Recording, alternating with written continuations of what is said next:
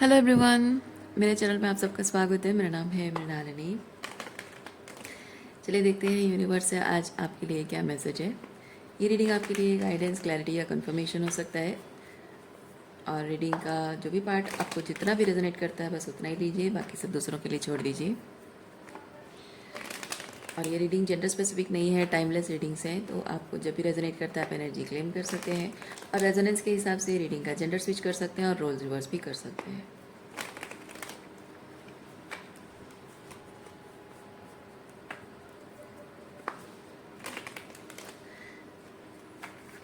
Gratitude के साथ, unconditional love and surrender के साथ शुरुआत करते हैं आपकी रीडिंग। देखते हैं आपके लिए क्या मैसेज है।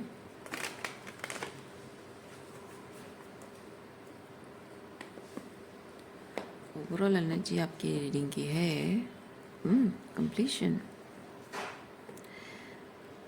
कंप्लीशन, क्लोजर मिल रहा है आपको। क्लोजर मिल रहा है या आप खुद को क्लोजर दे रहे हो। ये क्लोजर जो आपको मिल रहा है ये दूसरों से नहीं मिल रहा है। जिन लोगों ने आपको दुख और तकलीफ पहुंचाया है उन लोगों से आपको क्लोजर नहीं मिल रहा है, बल्कि यूनिवर्स कुछ ऐसे चीज़ें आपके सामने ला के रख रहा है, कुछ ऐसी बातें आपके सामने ला के रख रहा है जिससे कि एनर्जी कुछ आपके अंदर ऐसे शिफ्ट हो रही है जो अपने आप ही आप अपने आप को क्लोजर दे रहे हो, something like that.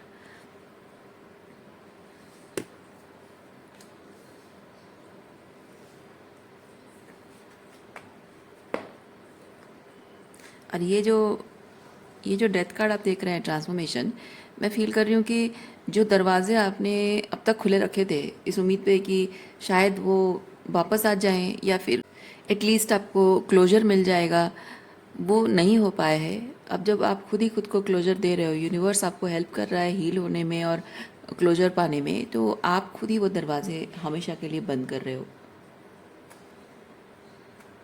Okay,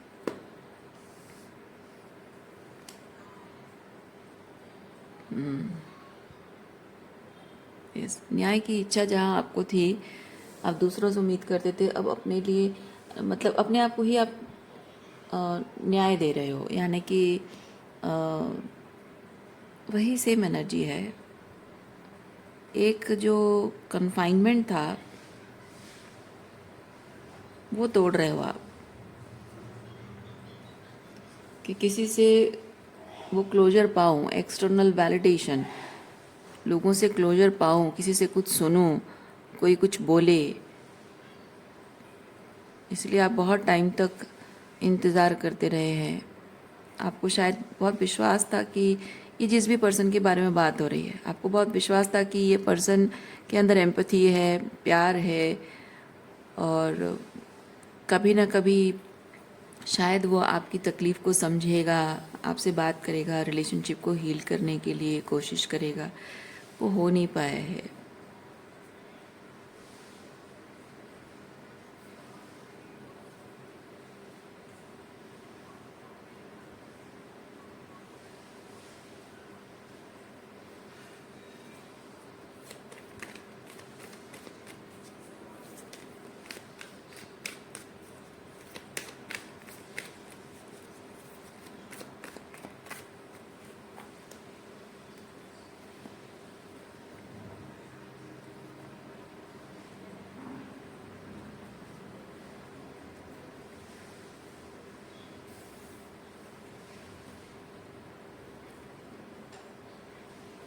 okay, आपका लोगों के साथ या स्पेसिफिक इस पर्सन का मतलब आपका रिलेशनशिप निभाने का आपका पैटर्न, मैं उसकी बात कर रही हूँ।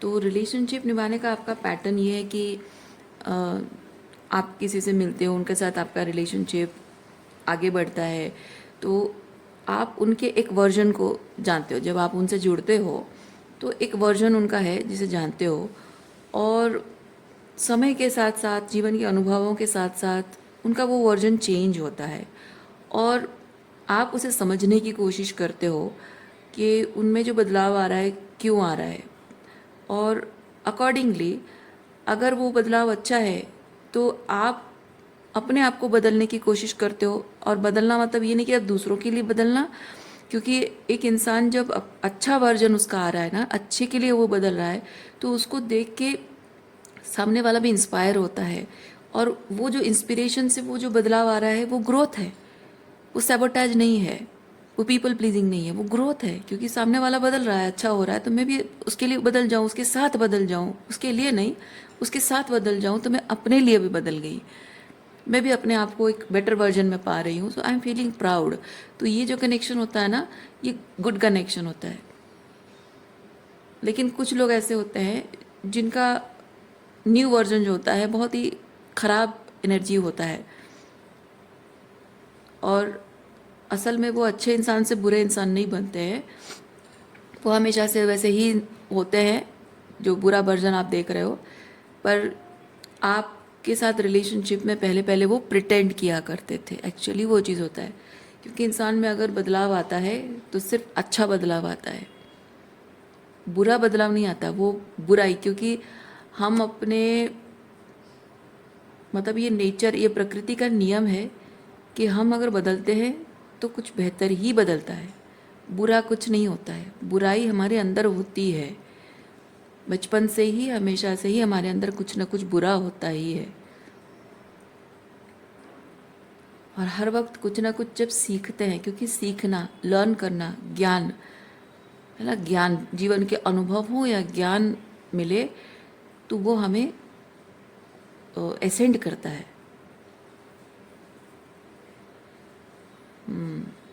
और एक इंसान का अगर आप एक अच्छा वर्जन देख रहे हो, एक टाइम बाद उसके अंदर बहुत घमंड आ गया पैसों को लेकर और कुछ और पावर को लेकर, वो एक्चुअली में हमेशा से वो था, बस इंतज़ार था कि कब वो पैसा कमाए या पावर उसके हाथ में आए और वो अपना असली शक्ल अपनी दिखाए, अपना असली अस्तित्व दिखाए,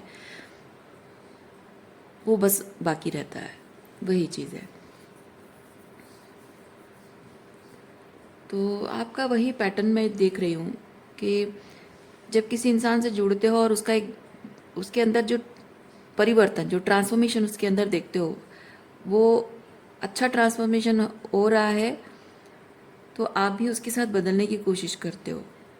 कभी कभी ऐसा भी होता होगा कि जब गलत लोग हैं और अपने गलत बिहेवियर को बदलाव कहते हैं और उसे जस्टिफाई करने की कोशिश करते हैं कि दिस इज़ फॉर गुड, तब भी कहीं ना कहीं आप उनके उस बदलाव में कुछ ना कुछ अच्छा ढूंढ ही लेते हो। क्योंकि जिस इंसान के अंतर मन में होता है ना कि हर चीज़ में अच्छा मैं ढूंढ लूँगी, तो वो ढूंढ लेगा वो इंसान। लेकिन जो हर चीज़ में बुराई देखना है तो वो बुराई ही देखेगा, चाहे वो कितना भी अच्छा क्यों ना हो। तो आप ऐसे व्यक्ति हैं जो गलत चीज़ में भी अच्छा ढूंढ ही लेते हो, क्योंकि आपकी वो पारखी नज़र है। हर एक इंसान, जैसे मैंने कहा कि हमारे अंदर बुराइयाँ होती हैं, और उस बुराई के बावजूद भी हमारे अंदर एक चमकता हुआ हीरा वाला साइड होता है, जिसे तराशने की ज़रूरत होती है, और सही व्यक्ति के साथ जुड़कर हम निखर जाते हैं। और वो पार्ट जो है वो देखने की मतलब क्या बोलते हैं उसको, आर्ट, वो कला आपके अंदर है, वो गुण आपके अंदर है। इसीलिए लोगों में आप जितना बुरा होने के बाद भी उनके अंदर अच्छाई आप ढूंढ ही लेते हो। इसीलिए आप किसी से नफरत नहीं कर पाते हो, प्यार करते हो लोगों से, लेकिन आप जो अच्छाई देखते हो वहाँ पे अगर आपको उनकी टॉक्सिसिटी ज़्यादा दिखने लगे तो उनसे डिस्टेंट हो जाते हो, लेकिन शायद नफरत नहीं कर पाते हो।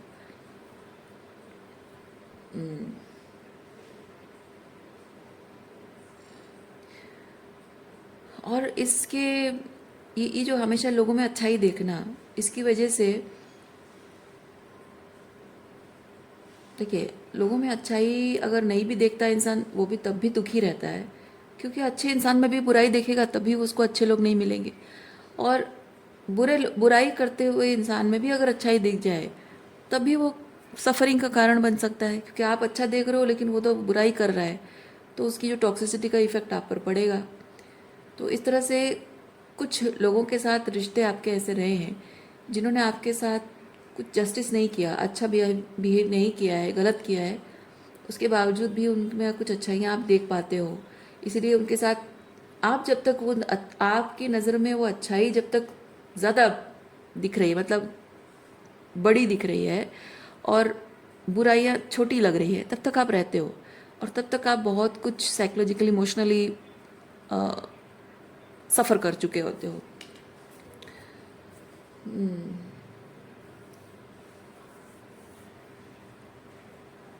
ये जो रिश्तों को निभाने का आपका ये जो तरीका है ना, वो अगर म्यूचुअल है तो वो काम करता है। अगर म्यूचुअल नहीं है तो वो इस तरह से सफरिंग लेकर आता है। आप लोगों में अच्छाई देखते रहोगे, वो आपका बुरा करते रहेंगे और आप तकलीफ सहते रहोगे। ट्रॉमाटाइज्ड मतलब ये हार्ट ब्रेक आपका होता रहेगा and you will be clinging to them because you see something good. पर दो लोग जब साथ में मिलकर रिलेशनशिप पर काम करना चाहते हैं तो उनका इरादा होता है कि समय के साथ साथ सामने वाला बदल रहा है, मैं भी बदल रहा हूँ, सामने वाले में कुछ अच्छा बदल रहा है तो उसके साथ साथ मैं भी ग्रो कर जाऊँ। दोनों का ऐसा इरादा होता है।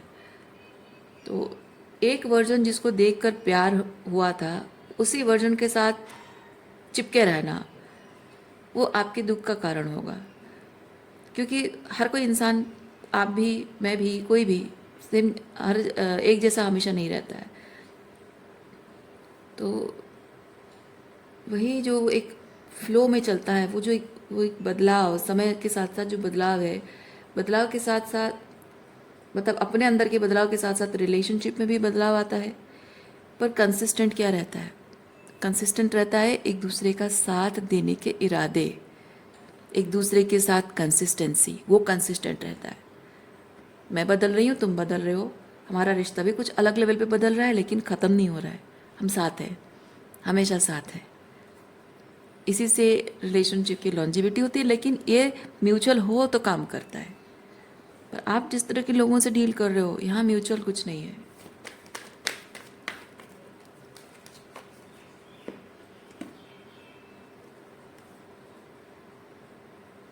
देखिए, आप लोगों से अलग हैं। जिन लोगों के साथ रिश्ते के बारे में बात कर रहे हैं हम, वो लोग अलग टाइप के हैं, आप अलग टाइप के हो।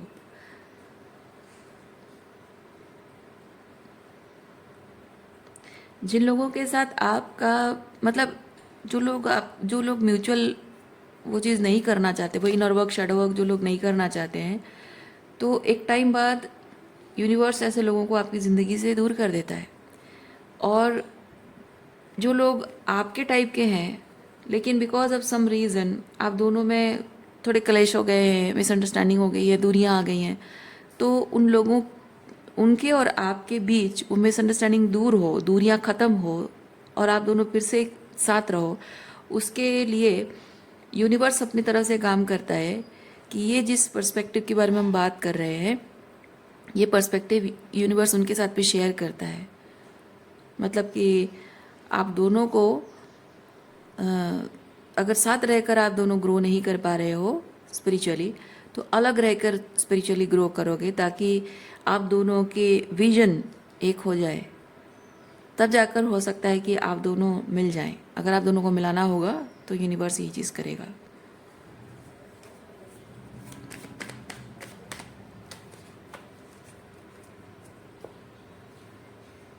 देखिए, कोई ऐसा है आपकी ज़िंदगी में जिसके साथ आपका रिश्ता सुधर रहा है।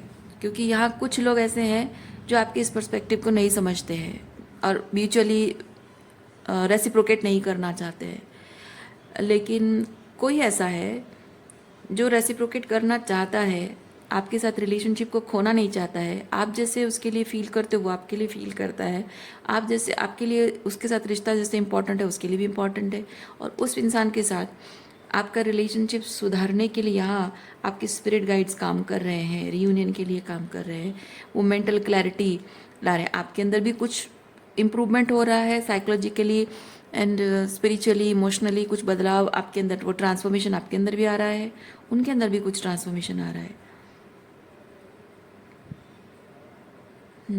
सो कुछ है साइकोलॉजिकल एंड इमोशनल क्लटर है जो रिलीज हो रहा है।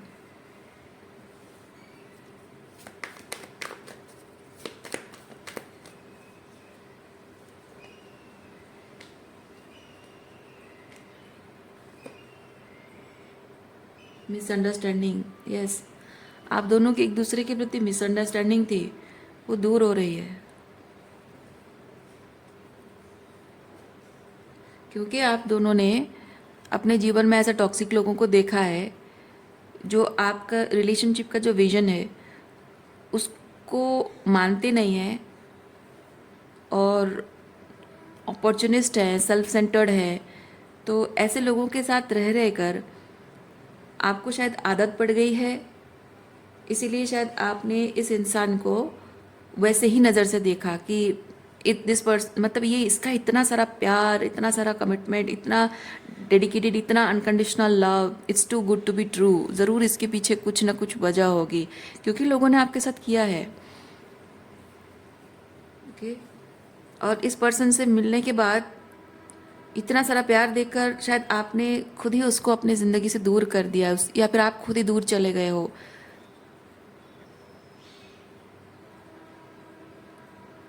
ऑकवर्ड लग रहा है आपको। ऑकवर्ड इसलिए लग रहा है क्योंकि आपने इतना सारा प्यार सिर्फ तभी देखा है जब आप मैनिपुलेट हो रहे हो, लोग आपका फ़ायदा उठाने की कोशिश कर रहे हैं, तभी इतना सारा प्यार आपने देखा है।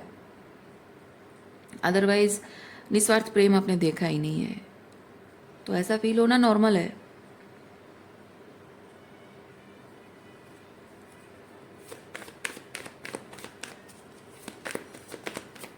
दिक्कत क्या है? दिक्कत क्या है अभी?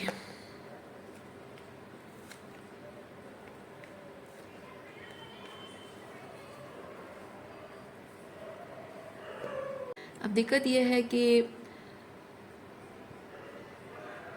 आप दोनों के बीच में कम्युनिकेशन गैप बहुत आ गया है। बिकॉज पास्ट में देखिए, आप जब पहले डरते थे कि भाई इसका इतना सारा प्यार, it's too good to be true, ये सही नहीं हो सकता, कुछ ना कुछ उसके इरादे हैं, गलत इंटेंशंस है, तो दोनों के मतलब एक चीज़ होता है ना, रिजेक्शन, एक दूसरे को जो आप दोनों ने रिजेक्ट किया उसकी वजह से ईगो हर्ट हुआ है दोनों का।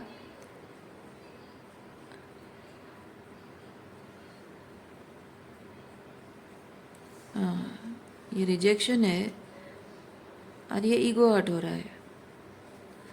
लेकिन ये अवेयरनेस कार्ड मुझे ये चीज़ बताता है कि ईगो हर्ट होने के बाद भी आप दोनों को समय के साथ साथ ये चीज़ रियलाइज़ हुआ है कि ईगो की वजह से आप दोनों का रिश्ता ख़त्म हुआ है। मतलब ट्रॉमा की वजह से, साइकोलॉजिकल, मतलब मिसअंडरस्टैंडिंग, मेनली यही चीज़ है। मिसअंडरस्टैंडिंग दूर होने के बाद अब आपको समझ तो आ गया है कि ये रिश्ता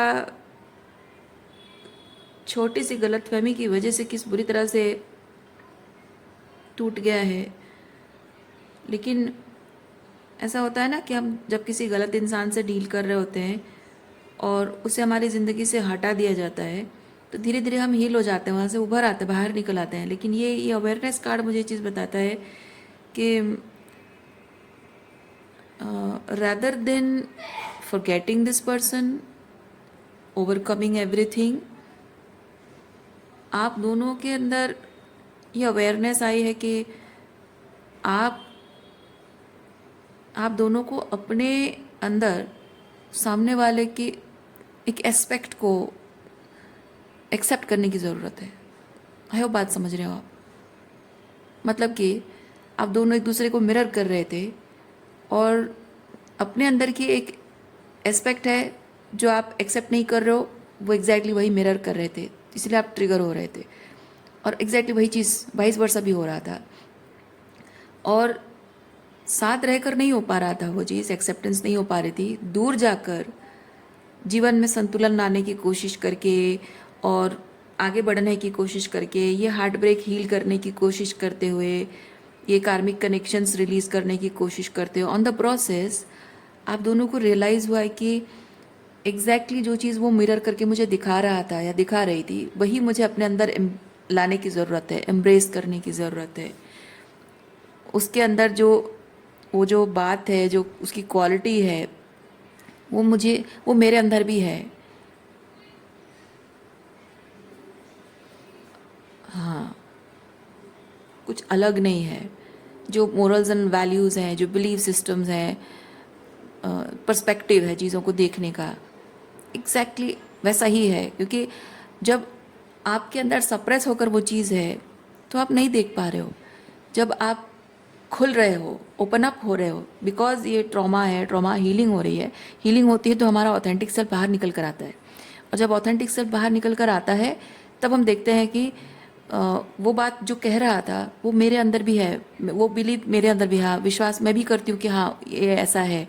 तो पहले ये नहीं कि उसने जो कहा उसको मैं टटोल कर समझने की कोशिश करूँ, नहीं, मेरे अंदर की बात, हीलिंग के प्रोसेस में मेरे अंदर की बात जब निकली कि मुझे ऐसा बनना है या ऐसा करना है, तब मुझे समझ में आया कि ये कितना इंपॉर्टेंट था और एग्जैक्टली वही चीज़ वो पर्सन कर रहा था।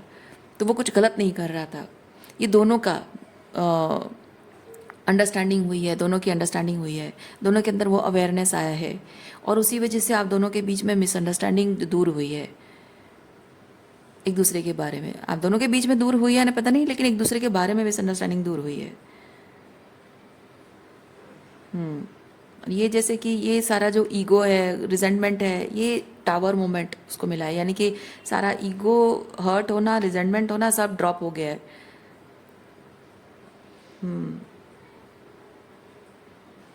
अपने आप को गलत सिचुएशन से बचाने के लिए जो एक्शंस लिया, तब पता चला कि जो भी सामने वाला कह रहा था या कर रहा था वो सही था, कितना ज़रूरी था।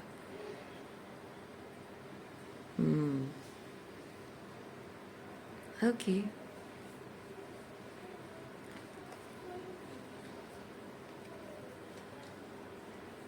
और क्या एनर्जी है देखते हैं आपके लिए।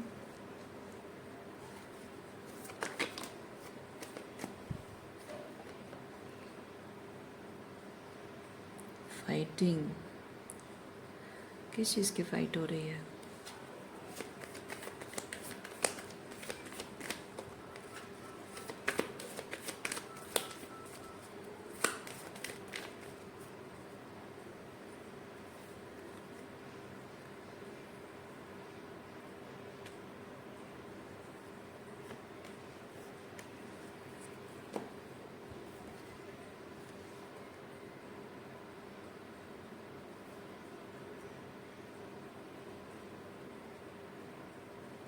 अब जब समझ में आ गया है, मतलब मिसअंडरस्टैंडिंग दूर हो गई है, समझ में आ गया कि सामने वाला जो भी कर रहा था वो अपने हिसाब से सही कर रहा था,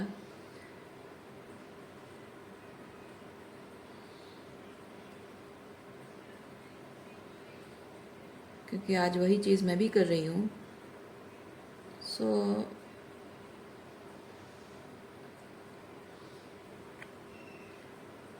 और उसके बाद भी भले ही सामने वाले के प्रति मन में वो डिस्ट्रस्ट नहीं है, मतलब ट्रस्ट कार्ड मुझे बताता है कि सामने वाले को लेकर आपके मन में एक थ्रेट फील होता था, डर लगता था, रेड फ्लैग जैसे लगता था आपको। अब आपको समझ में आ गया है कि ये पर्सन आपके लिए थ्रेट नहीं है, बल्कि आपका इनर चाइल्ड उसके साथ सेफ फील करेगा। You will be able to let go of all the fear.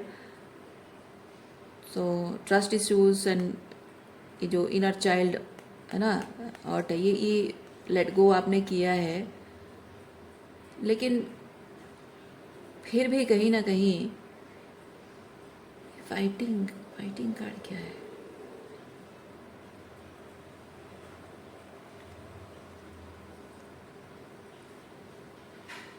ये ट्रस्ट इश्यूज हील होना, इमोशनल वॉल्नरेबिलिटी, मतलब अपनी फीलिंग्स को एक्सप्रेस करना, मतलब एक्सप्रेसिव एनर्जी में आना, like I can show my vulnerability without losing me, वो वाली एनर्जी है। सेफ, अंदर से सेफ महसूस करना, या ये ठीक है।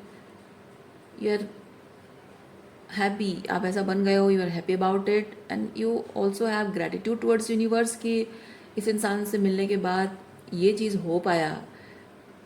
ओ, ये फाइटिंग इसीलिए है, आप बचपन से हमेशा आप फाइट कर रहे थे, ये चीज़ आप लोगों पर भरोसा नहीं कर पा रहे थे और इमोशनली अगर वॉल्नरेबल होते थे तो you were losing yourself. अगर आप अपने आप को सेफ करना चाहते थे तो आप इमोशनली कोल्ड होना पड़ता था, और आपका इनर चाइल्ड हर्ट होता था, आपको डर लगता था, रिजेंटमेंट था, विक्टिमहुड था आपके अंदर, और आप अपनी होलनेस में नहीं आ पा रहे थे, यानी कि अपने ऑथेंटिक सेल्फ में, अपनी पावर में आकर अपने ही टर्म्स पे अपनी ज़िंदगी के निर्णय नहीं ले पा रहे थे। अगर ले भी रहे थे तो भी कहीं ना कहीं वैलिडेशन के मोहताज थे आप। इस तरह से ज़िंदगी जी रहे थे, जिसकी वजह से कि सेल्फ वर्थ की इश्यूज शायद आपके अंदर थी। और ये सब चीज़ें जो हो रहा था, यू आर वेरी अनग्राउंडेड। अपने आप को लेकर, अपनी ज़िंदगी को लेकर आप बहुत ही लाइक आप जैसे तैसे करके सरवाइव कर रहे थे। You are fighting in to survive anyway. अच्छा, लेकिन अब तो आप हीलिंग कर चुके हो,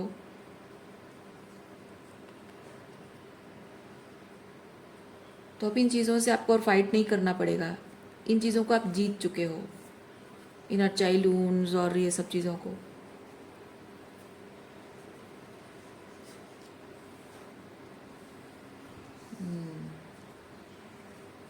अच्छा, मैं ये कार्ड्स को यहाँ रखती हूँ ताकि आपको दिखाई दे, और इसको यहाँ।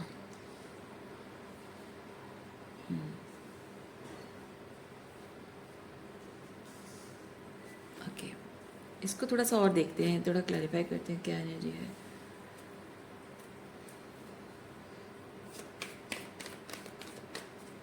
फाइटिंग के साथ मैं ये चीज़ तो समझ गई हूँ कि आपको इतना क्लियर है कि आप जिस चीज़ से स्ट्रगल कर रहे थे उससे बाहर निकल चुके हो, है ना, ग्राउंडेड हो चुके हो आप।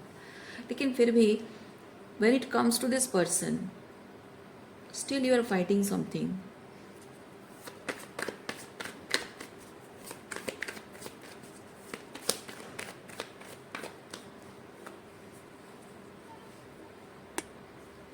क्योंकि यूनिवर्स आप दोनों आप लीप ऑफ फेथ नहीं ले पा रहे हो, क्योंकि यूनिवर्स आप दोनों को मिलाना चाहता है, लेकिन आप फाइट कर रहे हो समथिंग, कुछ चीज़ें कि आप लीप ऑफ फेथ नहीं ले पा रहे हो। क्यों?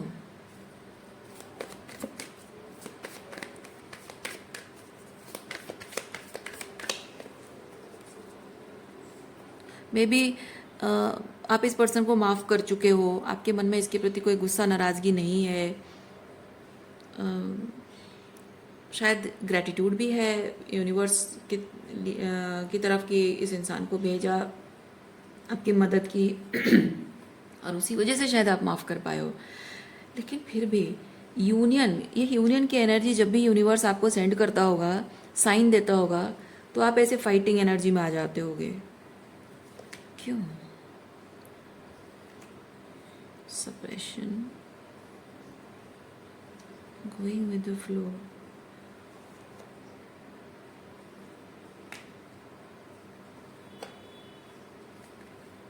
ऐसा क्यों है? सब तो ठीक है, लेकिन फिर भी आप यूनियन के बारे में सोच के आपको डर लगता है।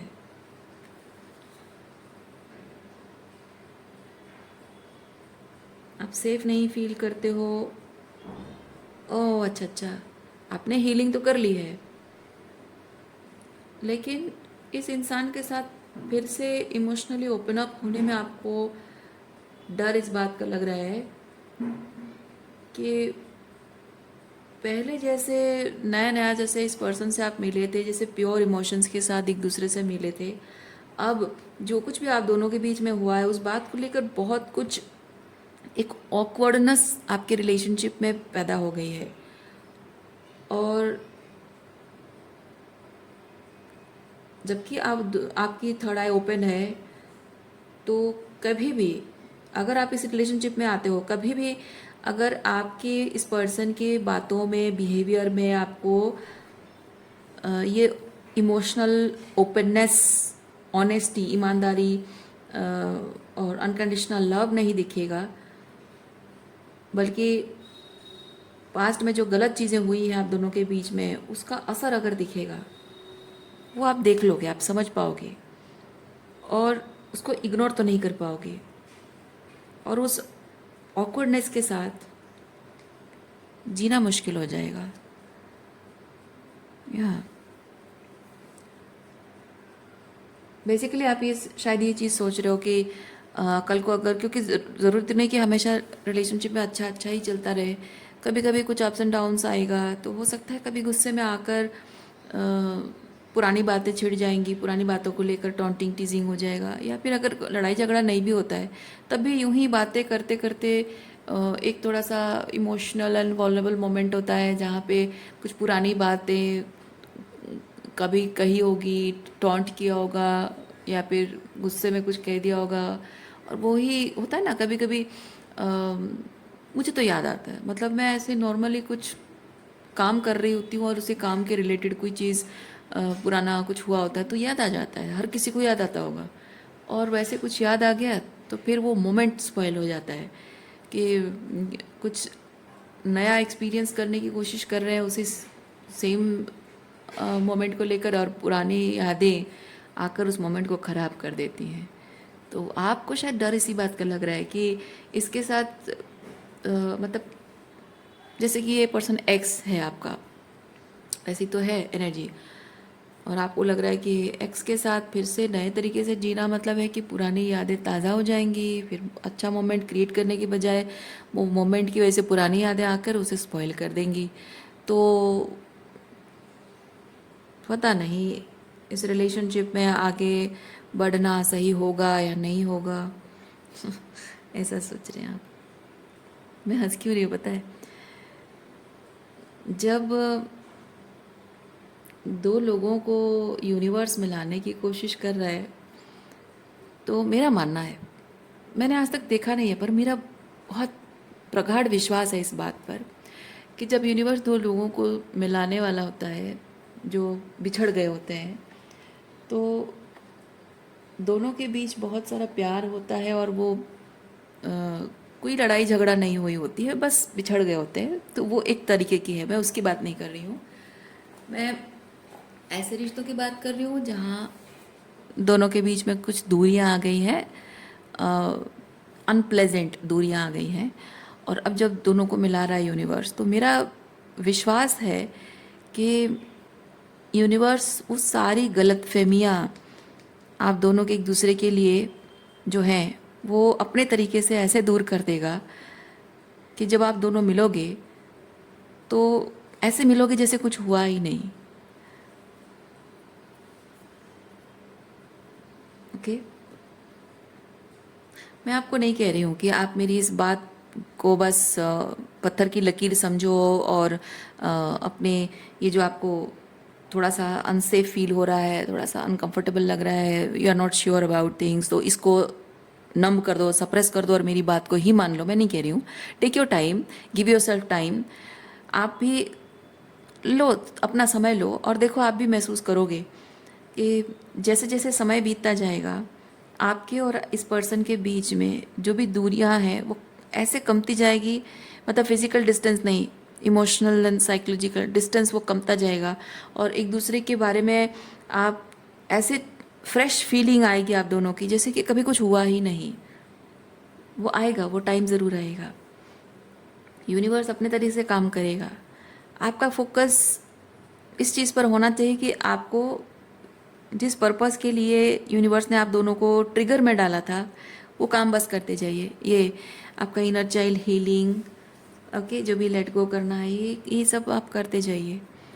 जितना ज़्यादा आप अपने इनर चाइल्ड को हील करने में, ये हीलिंग इनर चाइल्ड अबांडनमेंट की जो पेन है ना, इसको हील करने में जितना आप फोकस करोगे, आप देखोगे कि आपका जो इनर चाइल्ड है, ये जो अबांडनमेंट का पेन है और जो भी है, ये हार्ट ब्रेक है, तो आपका जो inner child because of all the trauma एक अंधेरे कॉर्नर में बैठा हुआ है, ठीक है। और उस अंधेरे कॉर्नर से बाहर निकलने के लिए जब आप खुद पर काम कर रहे हो तो ऐसी ऐसी क्लैरिटी आपको मिलेगी, आपको समझ में आएगा ये पर्सन के बात, उसका बिहेवियर। मैं नहीं कह रही हूँ कि उसका उसका जो भी उसने गलत बिहेव किया है वो जस्टिफाइड है, मैं नहीं कह रही हूँ। मैं सिर्फ ये कह रही हूँ कि जैसे जैसे आप हील होते जाओगे, उस अंधकार से बाहर निकलते जाओगे, रोशनी देखोगे, अपने जीवन को अपने टर्म्स पे जीना सीखोगे और अपने डर से ऊपर उठोगे, अपने लिमिटेड सेल्फ से ऊपर उठोगे, अपने अंदर की उस वास्टनेस को समझोगे कि nobody has that control over you, you are the creator of your own life. आप जैसा चाहे अपनी ज़िंदगी को वैसा बना सकते हो और किसी के हाथ में ये नहीं है कि वो आपको दुख देगा या आपको सुख देगा। और जैसे कि मैंने अभी बताया आपको, कुछ चीज़ें हैं आपने उससे सीखी हैं।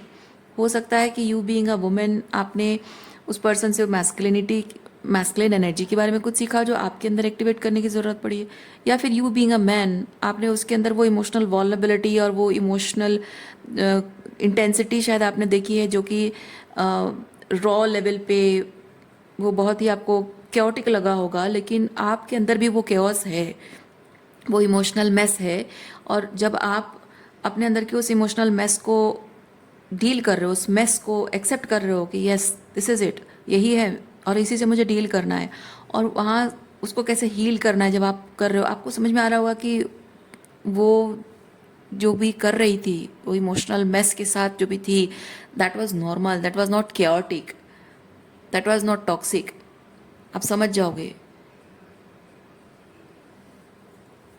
वो वर्थ इट है, वो बेवजह नहीं है, वो मीनिंगलेस नहीं है।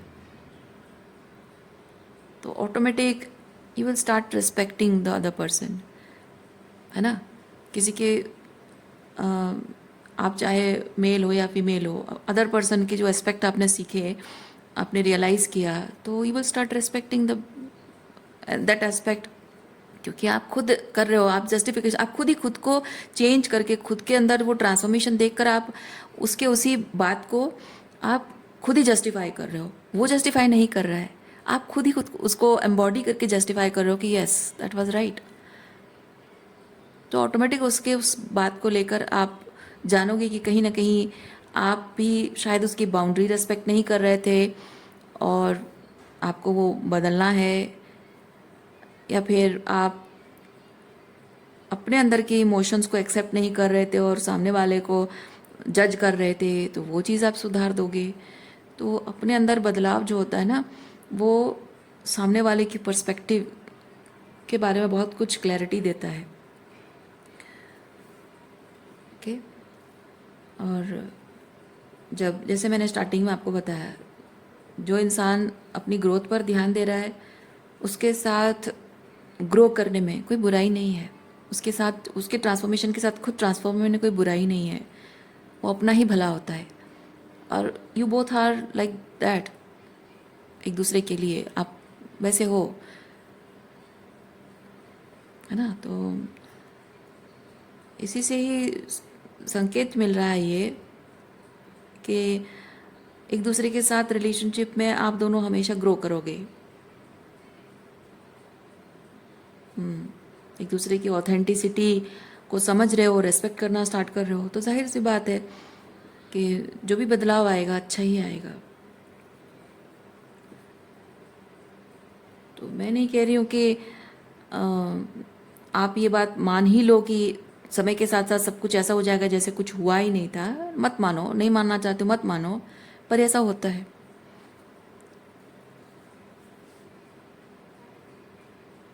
अब जब दो लोग गलत है, एक दूसरे के लिए सही नहीं है ना, तो यानी कि वो इंसान अगर आपके लिए सही नहीं है तो यूनिवर्स उसको ऐसे आपकी ज़िंदगी से एलिमिनेट कर देगा जैसे वो कभी था ही नहीं। लेकिन अगर सही इंसान है, आपके लिए बना है, आप उसके लिए बने हो, तभी जाकर ये चीज़ें हो रही हैं।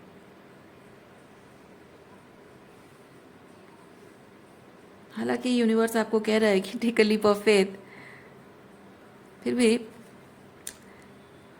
आपको फिर भी थोड़ा टाइम लेना है तो ले लीजिए, आपकी मर्जी है।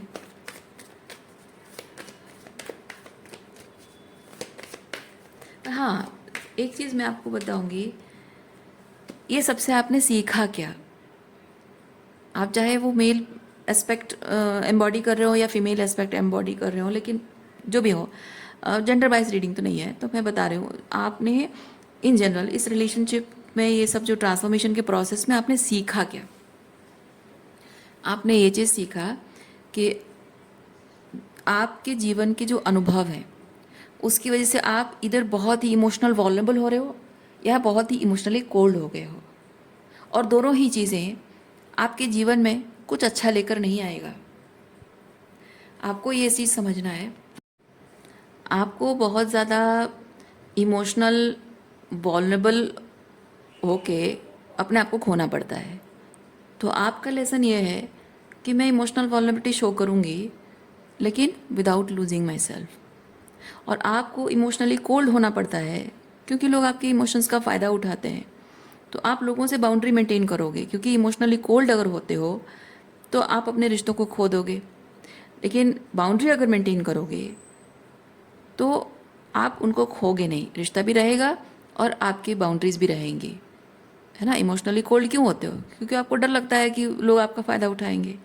तो जब आप बाउंड्री मेंटेन करते हो आपको समझ में आता है कि कोई आपका फ़ायदा उठा रहा है या नहीं उठा रहा है, और अकॉर्डिंगली चलेगा। तो वो एक्सट्रीम जब आप जा रहे हो इमोशनली, आप जब सेफ नहीं फील करते हो, वो जो एक्सट्रीम चले जाते हो, बहुत वॉल्नरेबल हो जाते हो या फिर बहुत कोल्ड हो जाते हो, वो नहीं होना चाहिए। बैलेंस आउट होना चाहिए चीज़ें, ये बैलेंस आउट होना चाहिए। ओके, जहाँ आपके रिश्ते भी सही तरीके से चलते रहें और आप भी उनके साथ सेफ फील करते रहो। आपकी सेफ्टी उन पर निर्भर नहीं होनी चाहिए। पहले क्या था कि आप बहुत ज़्यादा वॉल्नरेबिलिटी शो करते थे या फिर कोल्ड होते थे, मतलब कि आपकी इमोशनल सेफ्टी उन पर निर्भर करती थी।